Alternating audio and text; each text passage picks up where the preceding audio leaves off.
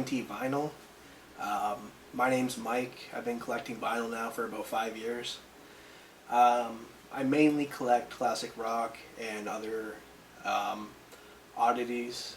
I enjoy collecting soundtracks and children's records for my daughter.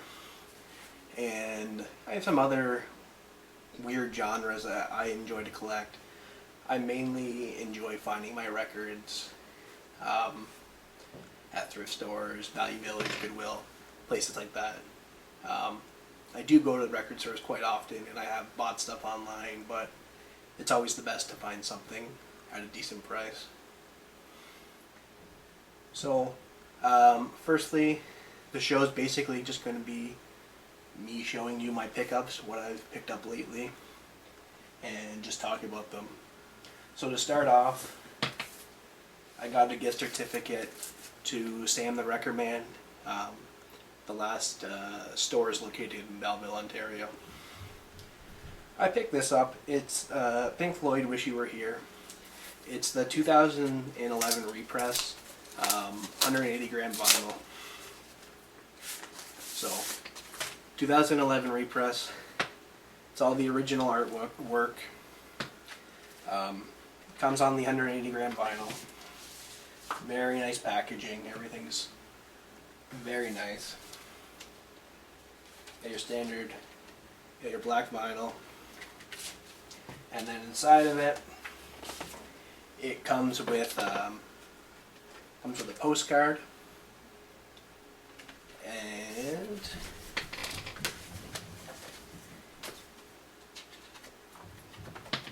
comes with a nice poster here. Very cool poster. And it also comes with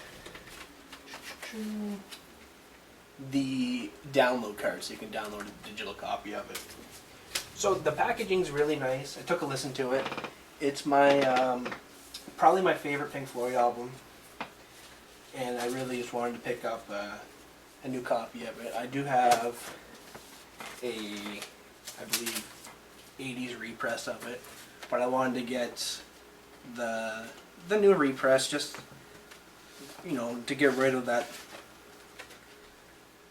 pop and click sound that my copy has. It's not the best copy, so this was definitely a nice upgrade.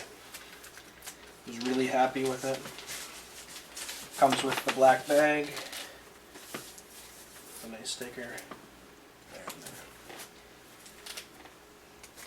there. Next, got Arcade Fire's Funeral album. This was Arcade Fire's first full-length album that they put out. They released it in 2004, I believe. This is the 2009 repress. It's got a nice gatefold sleeve. Whoop. It's got a nice gatefold sleeve. Came with insert here. It's pretty cool. It's like a program that you would get at an actual funeral. It's pretty interesting. And then again, the download card, the album itself. Just a nice 180 gram black vinyl. It's I played it last night and it's great. It's on the Merge Records label, and it's definitely a record you should pick up. I had the Suburbs on vinyl, and I've been looking for this one for a while, so I picked it up from northernvolume.com. They're based out of Welland, Ontario, and it seems to be a place I'm going back to buy all my new vinyl because everything I get from them is just quality stuff. Next is Ray Charles. This is a 1958 album on Cornet Records. It's I was digging in Watertown, New York, trying to find some decent records, and I was going to all the thrift stores there, and I really wasn't having much luck. Nothing was popping out at me. All really bad records, all terrible quality. And then I saw this record pop up. And I've never been a huge Ray Charles fan, but you can't really go wrong. And it was 10 cents. So I threw this thing through the spin clean, and it's great. It's a really great record. Next, Canadian Mint, the K-Tel compilation. This one's from 1973, and it is all Canadian music. There's some amazing tracks on here, and you really can't go wrong with a compilation like this.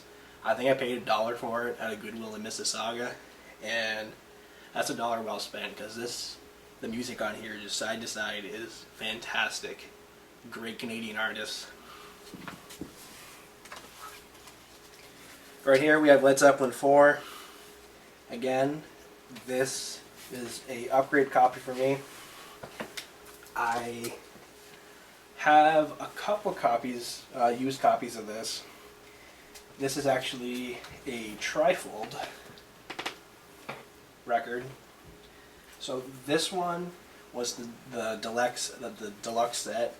I know they released it just the remastered version, and then they released the deluxe version, which is this one, and then they released a box set. This one has the original album as well as a unreleased studio outtakes disc. So it's all the songs but different takes of them. So it's pretty cool. So yeah, this is the brand new 2014 reissue of the 1971 Zeppelin 4, or Untitled, however you want to call it. It sounds great. Very happy with the purchase. Another one here. Again, like I said, I like to collect children's records. This is the Chipmunks See Dr. Dolittle. The cover art was really cool. I really like that snail guy in the back. What the hell is that? That's just really interesting. It's a 1958 pressing on Sunset Records. I mean, you can see the label and all there. Sunset Records. Really interesting. Lots of fun for sure. I got that for $1 at a thrift store. There's no way I could say no to that. It's great. George Thorogood live. I've been slowly getting into George Thorogood. I really enjoyed all his hit songs, so I've been picking up a few of his albums. I got this one from John Gaisley. He has a record store in Napanee called Mostly Harmless. Guy's a great guy, and the store is amazing.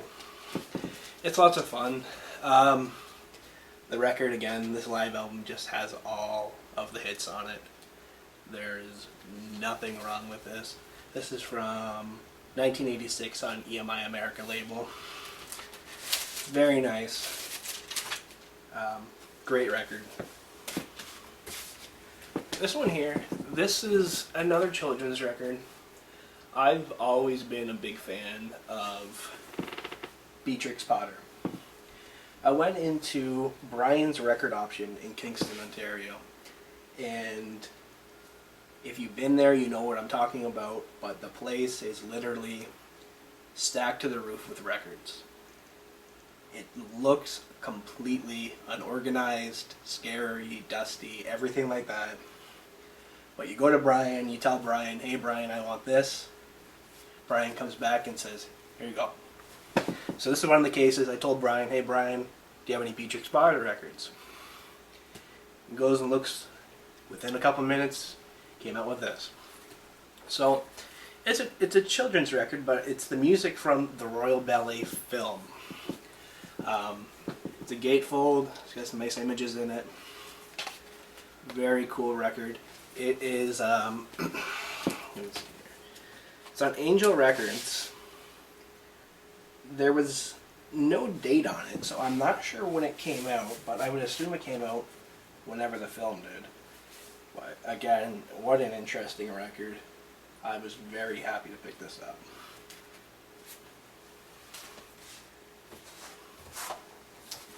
Right here, George Harrison, All Things Must Pass. This was a record I've been looking for a while. It's easy enough to find, but it's hard to find at a decent price, I find. It is a 3 LP, box set released in 1970 by Apple Records. It came with a full-size poster here, George Harrison. Very cool. The poster's in great shape. It's definitely never been hung up or anything like that. The records were all in great shape. They all have their nice inner sleeves. They're all on Apple Records. And there's the third one there, the Apple Jam. So yeah, this is definitely the George Harrison album to have. It has all the hits on it and is a complete classic. I was really happy to pick this up. I got it off of Record Man and Shannon Siblock. They sell records out of their house in Coburg, Ontario. If you haven't been there to look for vinyl, you're missing out, because I got some great deals on some stuff. And those are the guys to go to for sure. Very fair, very happy. George Harrison, all things must pass. Lastly, where did I put it here? Is this. This is a 78 that I found inside that same thrift store in Watertown, New York. It was called the Impossible Dream Thrift Store. 78. Got it for 10 cents. And it's got North Pole Town and Jingle Bells on it. It is such a cool record. It's got the original sleeve, Santa's Workshop, made in the North Pole, it says here. Santa's hits for record care, blah blah blah. Tells you how to take care of the record. Love Santa. Like, this is just great. It says here,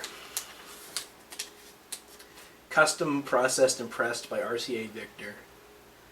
There's no date on it, but it is a really cool record, and for 10 cents there is no way I couldn't buy that. That is just fantastic. But besides those two records I got in Watertown, there really wasn't anything else great. I wasn't too impressed with what I found there. But yeah, so those are the records I've found in the last couple weeks that I thought were worth showing. In the future, stay tuned for other pickup videos. I might go through some of the weird genres I collect. One of the genres I do like to collect is albums with cats on the cover. As crazy as that sounds, I don't know why I collect it, but whenever I find an album with a cat on the cover, I pick it up if it's a decent price. There's surprisingly a lot of these records, and I don't know, I love collecting them. I think it's a pretty funny thing to do, and my collection seems to grow with those records for sure. So yeah, the cat records and a few other odd things I enjoy to collect. Maybe we'll discuss that next time. But hey, thanks for joining me on Quinte Vinyl, and we hope to see you next time.